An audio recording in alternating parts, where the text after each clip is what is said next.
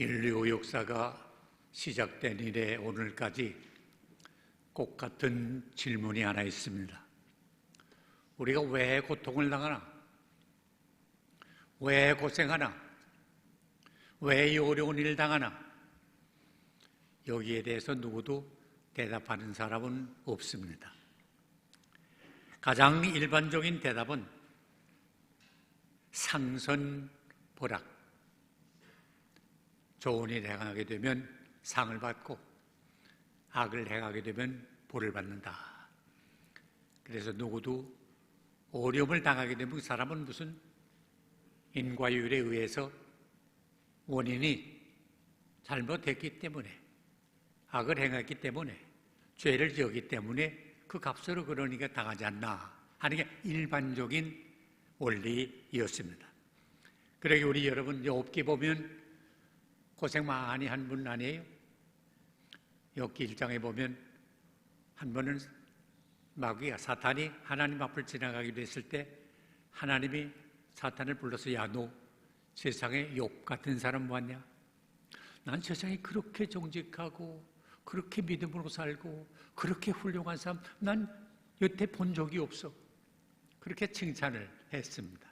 그때 사탄이 뭐랬어요? 하나님, 욥이 그 뭐 공연히 하나님 잘 섬기고 그런 줄 압니까? 다 이유가 있지요. 농사하면 농사 잘 되지요. 가축이면 가축이 늘어나지요. 자식들 다 잘 뒀지요. 부자요, 권력자요, 사람들에게 존경받지요. 하나님 안 섬길 이유가 뭐 있습니까? 다 그래 섬기는 거예요. 한 번 보다 뺏어 보세요. 아마 하나님 저주하고 죽을 겁니다. 그래. 그러면 너 그저 생명만은 손대지 말고 내 마음껏 뺐던지 마음대로 해봐. 그래서 여러분 아시는 대로 하루아침에 욥의 재산이 다 없어지고 말하자 뺏겼죠. 하루아침에 10남매 자녀가 몰살을 했죠. 세상에 고통하면 이상의 고통이 어디 있겠습니까? 뿐만 아니죠. 그 몸에까지도 창질이 생겨가지고 잠을 못 잘 정도로 돼가지고 가깝게 지내던 사람들이 얼굴을 봐도 욥인지 분간할 수 없을 정도로 사람 아닌 사람으로 돼버리고 만 거 아니에요. 그때 욥의 친구들이 와서 위로하러 온 사람들이 위로는 하지 않고 세상에 어려움을 당하는데, 고통을 당하는 데는 우연한 일이 아닌데 아무래도 내가 무슨 우리가 모르는 내가 큰 죄를 지은가 보다, 악을 범한가 보다. 위로하러 온 사람들이 그만큼 말할 정도 아니었어요? 그래요. 욥이 무슨 죄 지었어요? 무슨 잘못한 거 있어요? 무슨 악을 행한 게 있어요? 아무것도 안 했는데도 그 사탄의 역사를 통해서 그렇게 됐기 때문에 사람으로서는 대답할 수가 없는 일이에요. 오늘 우리에게 주신 말씀 봐도 2절에 보니까 그 어릴 때부터 나서부터 앞을 보지 못하는 사람이 있어요. 세상에 고통해도 앞을 보지 못하는 고통처럼 어디 있겠어요? 우리가 다 이게 눈을 반게 뜨고 보니까 그러지, 앞을 보지 못하는 캄캄한 사회에서 산다 한번 해보세요. 이것처럼 기가 막힌 노릇이 어디 있어요? 불행해도, 고통해도 앞을 보지 못하는 사람의 고통처럼 힘든 거이 없어. 그러니까 그때 사람들이 저 사람이 누구? 앞을 보지 못하는 고통을 당하는데 저건 누구 죄 때문입니까? 부모가 죄를 지었나요? 아니면 본인이 그렇게 됐나요? 이렇게 원인과 결과, 상선보락의 원리로 그때까지 살았어요. 사람의 코가요 몇 번 변해요. 내가 우리 가정 얘기해서 미안합니다만 내가 듣는 대로 우리 증조부 할아버지가 한국에 예수 믿는 선교사들이 와서 복음을 전하기 전에는 시골에서 술 공장을 해가지고 돈을 많이 벌어서 땅을 많이 사고 이제 그랬대요. 그래서 부자로 살았는데 기독교가 들어와서 이제 예수를 받아들인 다음에는 그때는 왜 한국에 오신 선교사님들이 두 가지 금한 게 있잖아요. 술, 담배. 예수 믿으면 술 안 하고 담배 피지 말자. 그래서 금주금연하는 운동을 일으켜가지고 술공장 안 됐으니까 내가 요 후에는 남주에 짓게 만들었다 해서 거다 술공장 집어치고, 그래서 지주 노릇하면서 살다가 교회가 들어와가지고 사방 십리 밖에서 볼 수 있는 좋은 언덕이고, 우리 동네는 평지인데 거기 땅을 기증을 해가지고 거기다 예배당을 기와집으로 잘 졌어요. 내가 듣는 대로 평양의 장대현 교회가 제일 크고 좋은 교회였는데 그 다음에 우리 송오리에 있는 교회였다고 그래요. 그래서 주일날 되게 되면 정나오면 사방에서 하얀, 그때 흰 옷 입었거든요. 하얀 옷을 입은 사람들이 다 사방에서 모여들어서 전 그때 시골치고는 뭐 80년 전이니까 한 500여 명 뵀거든요. 큰 교회죠. 그러니까 매가지고 예배를 드리고 하던 기억이 나는데, 또 우리 아버지, 우리 삼촌은 다 교회학교 선생으로서 그때 사진 찍은 것도 다 봤어요. 이렇게 해서 그 동네에서 저 집 저거 예수 믿어가지고 복 받는다고, 예수 믿어서 복 받았다고 이런 소문이 퍼졌는데, 내가 예전에 잠깐 말씀드렸지만 우리 아버지가 23살에 심장마비로 주무시다가 세상 떠났거든요. 또 우리 삼촌이 평양 사범학교 다니고 그러다가 저 한경도 북촌에 가서 초등학교 선생이라다가 26살에 만주서 내려오는 열병에 걸려가지고 한 주일 동안 앓다가 그만 세상을 떠났어요. 그러니까 20대 초반에 다 우리 아들 둘이 있던 집이 세상을 떠났어요. 내가 아직도 눈에 선하게 어릴 때인데 우리 할머니가 그때 전보, 그때는 이제 전화가 없을 때니까 전보를 받아보시더니 뜰에서 일하시다가 울지도 못하고 얼굴이 하얗게 실리더니 땅에 대굴대굴 굴더라고. 우리 삼촌 세상 떠났다 하는 그 전보를 받고. 우리 할아버지가요, 식구들 앞에서는 남자리가 울지 않고 그러다가 저리 어떻게 안 모여서 대동강 옆에 갔더니 대동강에 나가서 혼자 통곡을 하시더라고. 그래서 나는, 또 동리에서는요, 소문이 수근수근 돌아요. 저 집 예수 믿다 망했다. 망했지. 아들 둘이 20대에 다 세상 떠났으니 망한 거 아니에요. 우리 목사님이 그때 유동희 목사님이라고 계셨는데 연세대학 졸업하고 와서 목회하던 분인데 고이 매일 신방 오셨어. 나중에 오랜 후에 우리 할머니가 하는 말씀이, 난 목사님이 오셔서 무슨 말씀을 위로의 말씀을 하시긴 하신다고 하는데 귀가 맹해가지고 들리질 않더라고. 이런 어려움, 왜 이런 어려움을 당했는지 모르겠어. 무슨 죄진 거 없는데, 무슨 잘못한 거 없는데, 악을 행한 것도 없는데 이런 어려움을 주더라고요. 지금도 몰라요. 그러나 한 가지는 우리 아버지, 우리 삼촌 그렇게 일찍 데려갔기 때문에 내가 그저 요만한 목사라도 목사가 됐어요. 안 그랬으면 내가 목사 될 일이 있어요? 고통, 이유를 알 수 없는 고통이 생겨요. 그래서 예수님 때도 어린아이, 눈을 보지 못하는 어린아이, 불쌍한 아이, 저거 왜 저렇게 됐어요? 아버지 어머니가 죄 지었어요? 아니 본인이 죄를 지었어요? 저거 왜 그렇게 됐어요? 왜 고통을 당해요? 그때 예수님은 아버지 어머니 죄도 아니고 저 아이 죄도 아니고 하나님께서 하시는 일을 나타내기 위함이다 그랬어요. 우리가 이유를 알 수 없는 고통을 당하지만은 반드시 하나님께서 하시고자 하시는 뜻이 있다는 사실을 믿으시기를 바랍니다. 예수님은 이렇게 하나님의 뜻, 하나님이 하시는 일을 증거하는 분이에요. 여기 고통을 당하는 사람이 있어요. 도움이 필요한 사람이에요. 그런데 원인을 가지고 논쟁하지 않아요. 왜 그렇게 됐냐? 그게 문제가 아니라 따질 거의 없어요. 하나님이 원하시는 것은 원인을 따지지 말고 도움을 주는 것이에요.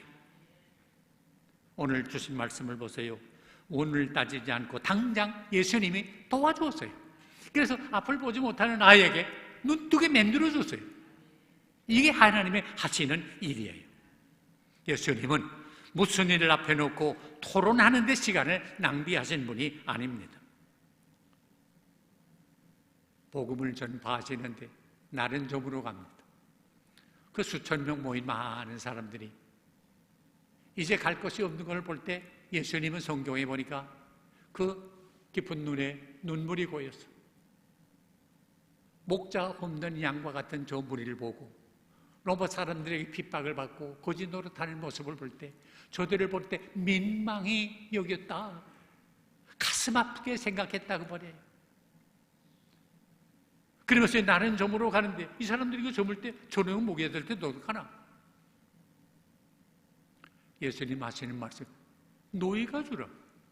우리가 무슨 가진 게 있어요? 이 사람들 사서 먹이려면 엄청난 돈이 필요할 텐데요. 우리가 뭐 있어요? 너희 가운데 뭐 없냐? 그 옆에 있던 우리 아이 소년 아내가 보리떡 5, 생선 2마리가 있어. 이 아이가 지금 갖고 왔던 거 요거 전부예요. 보리떡 5대 생선 2마리. 그래, 그거 가지고 기도하죠. 하나님 앞에 기도한 후에 이거 나눠줘라 해서 이걸 제자들이 다 나눠주는데 5,000명이나 되는데, 성경에 보면 남자만 장정만 5,000명이래요. 그러니까 뭐 지금으로 말하면 여자가 더 많잖아요. 그러니까 10,000명이 넘는 사람들이 다 배불리 먹고도 12바구니가 남지 않았어요. 예수님 왜 이렇게 이 사람들이 고생하나 그 이유 따지지 않았어요. 뭐 누구 때문에 이렇게 됐다 그러지 않았어요. 너희가 주라. 바로 이게 예수님의 정신이에요.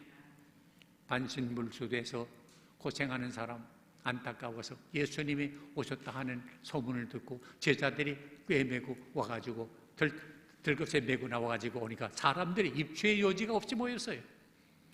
뭐 들어갔다고 해서 포기하지 않고 그래도 지붕에 올라가서, 우리 지붕과 같지는 않습니다만 그 유대 나라는 비가 많이 안 오는 지역이니까 지붕을 평지붕으로 하고 거기에 나무 많이 올려가지고 나무 다 젖지 않게 비가 내리거든요.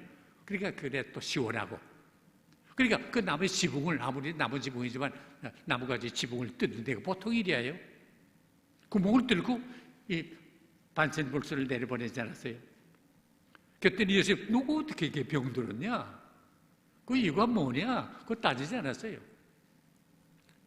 날라온 저 사람들의 그 간절한 믿음, 안타까운 마음을 보시고, 믿음을 보시고 이 환자에게 네 누워온 들것을 메고 돌아가라. 당장 고쳐주었어요. 이거 예수님이 하시는 일이에요. 작년 옷에서 손가락질 받던, 사람 대접받지 못하던 여인에게 예수님이 부활해서 나타나가지고 저에게 새 사명을 주시고 새 용기를 주시고 새 기쁨을 주지 않았어요. 예수님은 설명이 필요 없어요. 고통당하는 사람의 예수님의 관심은 우리가 왜 고통을 당하느냐 하는 데 있는 것이 아니라 고통을 당하는 사람을 어떻게 돕느냐 하는 데 있습니다. 어떤 사람이 수록에 빠졌습니다. 공자가 지나가다가 사람이 저런 데 빠지면 안 되는데 라고 말했습니다. 석가는 지나가다가 저 사람의 삶은 다른 사람에게 교훈을 주게 되는데, 마호멧은 지나가다가 알라 신의 뜻이로구나 라고 말했습니다. 힌두는 지나가다가 용기를 잃지 마세요. 당신은 이제 다른 모습으로 세상에 오게 될 겁니다 라고 말했습니다. 그런데 예수님은 지나가시다가 구덩이에 빠져있는 사람에게 네 손을 내밀라, 손잡아 이렇게 건져줬다는 얘기가 있습니다.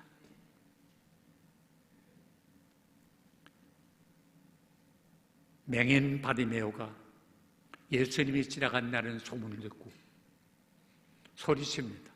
나사렛 예수, 다윗의 자손이요, 나를 불쌍히 여겨주세요. 나를 불쌍히 여겨주세요.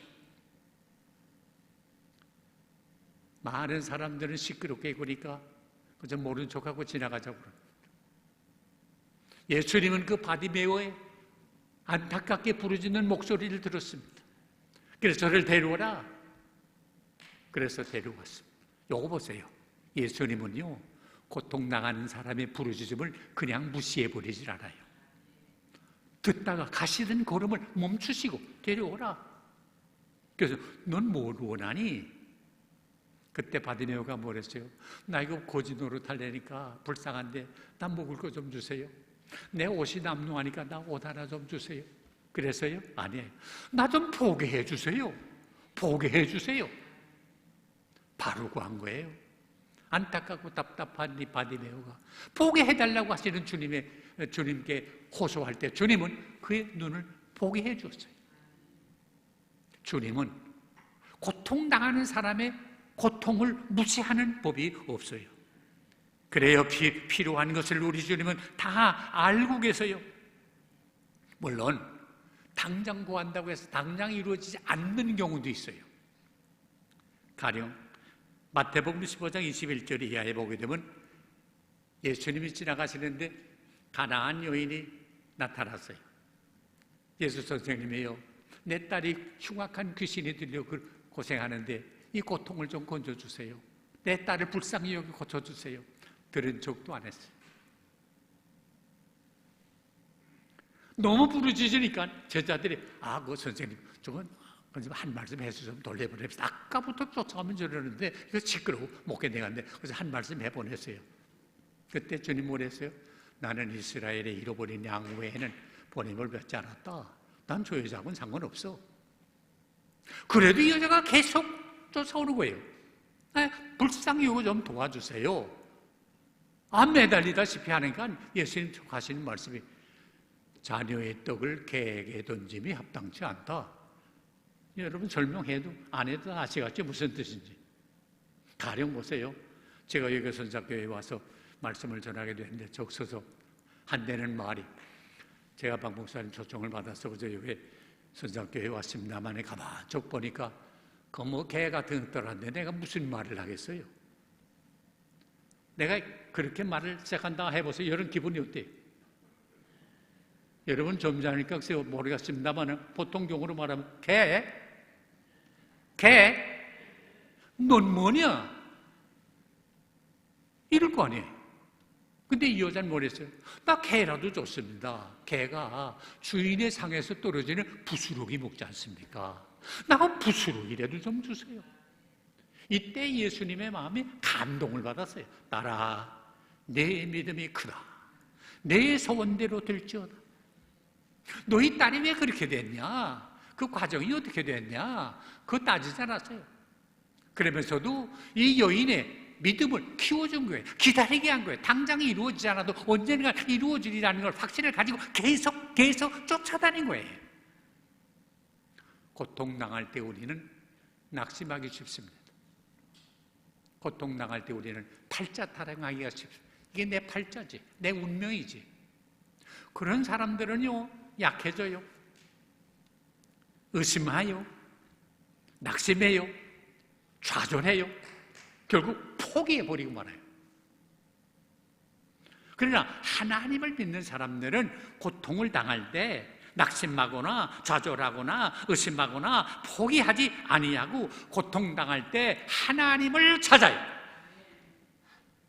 시편 50편 15절 말씀 여러분 기억하지요? 환난의 날에 나를 부르라.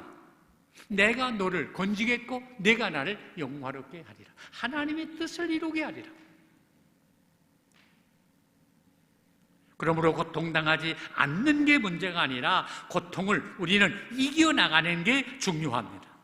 지금 우리는 한국뿐만 아니라 세계적으로 코로나 바이러스균 때문에 큰 재난을 겪고 있습니다. 그렇게 문명했다는 구라파, 미국, 우리보다 엄청난 지금 어려움을 겪고 있습니다. 구라파스는 하루에 1000명이 세상을 떠나는 이런 고통을 당하고 있습니다. 왜 이런 고통을 당하나? 누구도 모릅니다. 여러분 코로나 보셨어요? 코로나 병변 보셨어요? 못 봤어요. 또 아시는 대로 코로나 병균이 내게 들어왔지만은 내가 그걸 알아요? 몰라요. 최소한도 한 보름은 지나야 그 병정이 나타난대요. 그러니까 내가 병이 묻은 다음에 들어온다, 바이러스가 들어온 다음에 보름 동안은 그냥 막 땡겨도 몰라요. 본의 아니게 다른 사람에게 폐기칠 수 있어요. 그렇기 때문에 우리가 지금 마스크를 하고 간격 두고 다 안고 그러잖아요. 이게 나를 위한 것과 동시에 다른 사람을 위한 길이에요. 이런 어려움, 이거 어떡하나? 왜 그렇게 됐냐? 따지기 전에 이런 병든 사람들을 우리가 어떡하나? 지금 경북과 대구로 말하게 되면 얼마나 많아요? 오늘 아침 뉴스 보니까 의료인들, 의사, 간호사, 간호조무사 이 사람들이 121명이 지금 감염이 됐다고 그래요. 그 사람들 피곤해서 지금 요거 좀 더 개석이 되게 되면 다 지쳐서 쓰러진다고 그래요. 그만큼 지금 고통을 당해요. 그러면 우리가 어떡하나? 내가 할 수 있는 일을 해야 돼요. 내가 저분들을 위해서 건강 달라고, 한국 백성들을 위해서, 국민들을 위해서 고생하는 저 희생과 고생을 수고를 하는 저 의료인들을 위해서 우리가 기도해야 돼요.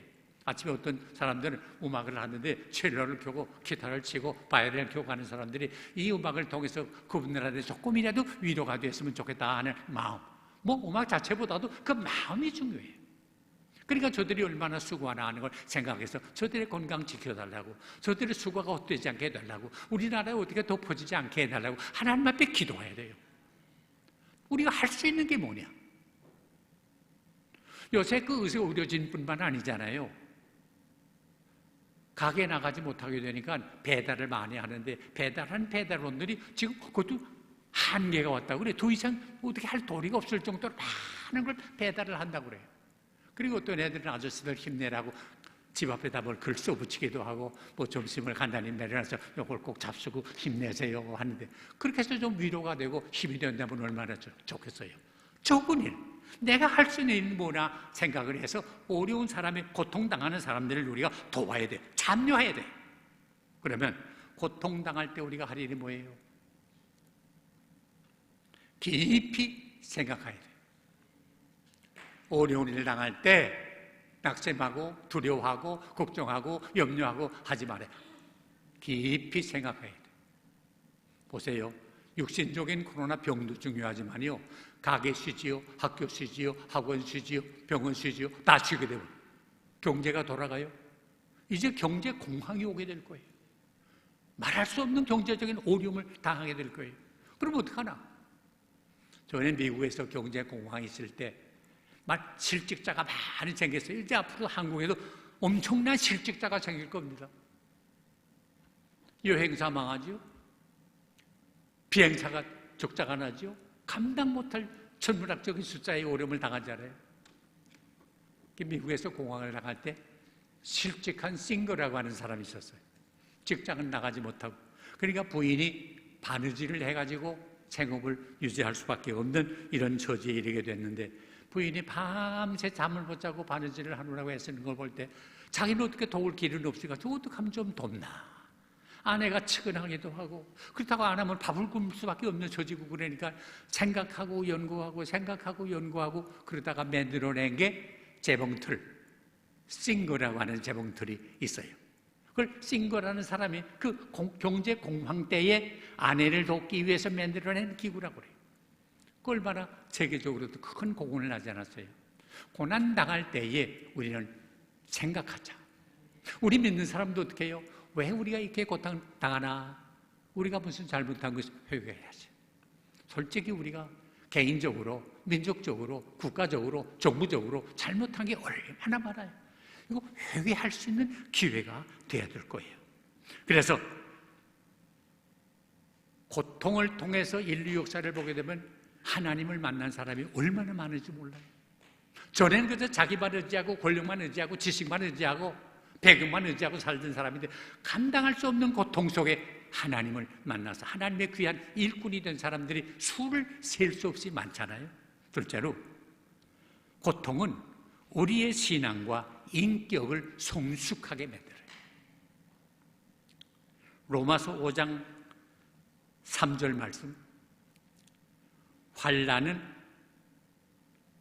즐거워하나니 이는 환난은 인내를, 인내는 연단을, 연단은 소망을 이루는 줄 알미로다. 그러므로 우리가 환난 속에서도 낙심하고 절망하고 포기하지 아니하고, 환난은 인내를, 인내는 연단을, 연단은 소망을 가지게 된다. 다시 말하면 우리의 신앙이 환난을 통해서 더 하나님께로 가까이 나가고 성숙한 자리에 이르게 된다는 말입니다.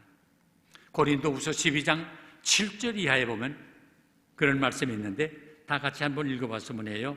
고린도후서 12장 7절 이하 같이 읽습니다. 여러 계시를 받은 것이 지극히 크므로 너무 자만하지 않게 하시려고 내 육체의 가시 곧 사단의 사자를 주셨으니, 이는 나를 쳐서 너무 자만하지 않게 하려 함이라. 이것이 내게 떠나게 하기 위하여 내가 3번 주께 간구하였더니 나에게 이르기를 내 은혜가 내게 족하도다. 이는 내 능력이 약한 데서 온전하여 짐이라 하신지라. 그러므로 도리어 크게 기뻐함으로 나의 여러 약한 것들에 대하여 자랑하리니 이는 그리스도의 능력이 내게 머물게 하려 함이라. 끝절 10절이요. 그러므로 내가 그리스도를 위하여 약한 것들과 능력과 궁핍과 박해와 곤고를 기뻐하노니 이는 내가 약한 그때에 강함이라. 왜 나에게 이런 가시, 고통을 줬나? 가시, 찌르잖아요. 바울에게도 이 찌르는 아픔, 고통이 있었어요. 그래서 하나님 이거 제거시켜 주세요. 고통스러워 죽겠어요. 그래서 하나님 앞에 간구했어요. 그랬더니 하나님의 응답은 그에게 주셨는데 넌 너무 교만하지 않기 위해다. 은혜를 너무 많이 받았는데 은혜 많이 받았는데 너무 자랑하게 되면 교만해지니까 교만해지지 않기 위해서 고통을 주었다. 하나님의 은혜는 약할 때에 강하게 합니다. 그래서 바울이 그런 고통 속에서 오히려 하나님께 감사하고 기뻐했다 그러잖아요. 그래요. 고통 속에서 은혜 받는 것이 얼마나 많은지 몰라요. 베토벤은 음악의 천재 아니에요. 베토벤은 음악의 작곡가의 왕자 아니에요. 근데 그가 여러분 아시는 대로 귀가 점점 멀어지기 시작했어요. 음악가, 더구나 작곡가가 귀가 멀어진다면 그럼 할 말이 있어요. 이것처럼 기가 막힌 일이 없잖아요. 고통이라도 이 이상의 고통이 있겠어요. 그러나 그가 낙심하지 않았는데 그런 고통 속에서 그런 육신의 귀는 들리지 않았지만 하늘의 음성을 들었어요. 아까 우리가 찬송 예배 시작할 때 불렀습니다만 기뻐하며 즐거워하는 환희의 찬양을 불렀는데 이거 베토벤이 심포니 넘버 6, 넘버 8, 미안합니다. 넘버 9, 심포니 9번 환희의 찬양을 지어서 합창곡을 부를 때 얼마나 많은 사람들이 은혜를 받아요. 귀가 열렸을 때가 아니라 그는 육신의 귀는 어두워질 때 하늘의 음악을 들어서 작곡한 거예요. 그래요. 우리가 고통 속에서 세상 사람이 전에 몰라던 은혜를 많이 받는 경우들이 너무 많아요. 그래서 욥기에 보면 아까 말씀했습니다만 욥기 23장 10절 한번 같이 읽어봐요. 욥기 23장 10절 다 같이 읽어요. 그러나 내가 가는 길을 그가 아시나니 그가 나를 단련하신 후에는 내가 순금같이 되어 나오리라. 단련하신 후에는 순금같이 되어 나오리라. 금광석이 다 금이 아니에요. 한 톤의 금광석 가운데 금은 2.5g인가 있다고 그래요. 얼마 안 돼요. 그러나 이게 용광로에 들어가서 금 아닌 부분이 다 타버리잖아요.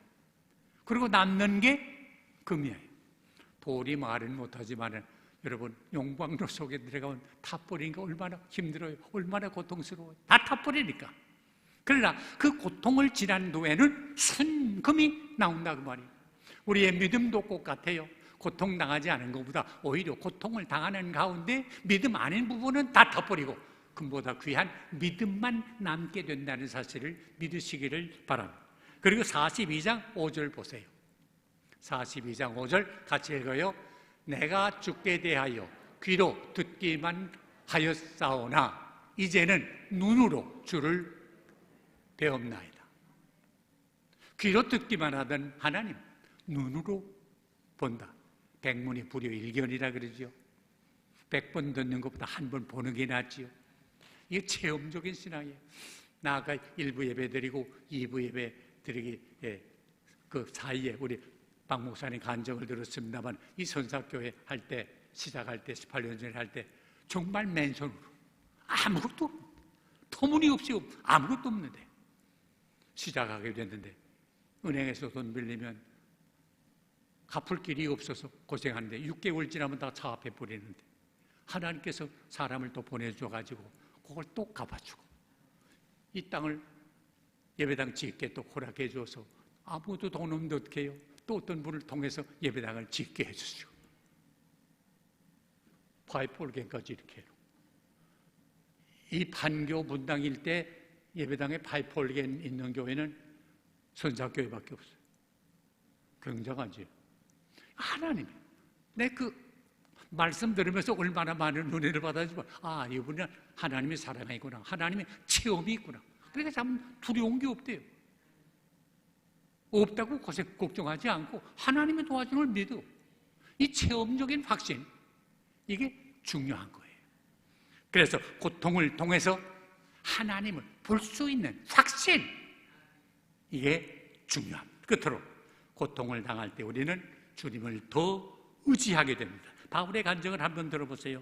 고린도후서 1장, 고린도후서 1장 8절부터 10절까지 같이 읽을까요? 형제들아, 우리가 아시아에서 당한 고난을 너희가 모르기를 원치 아니하노니 힘에 지나도록 심한 고난을 당하여 살 소망까지 끊어지고 우리는 우리 자신이 사형 선고를 받은 줄 알았으니 이는 우리로 자기를 의지하지 말고 오직 죽은 자를 다시 살리시는 하나님을 의지하게 하려 함이라.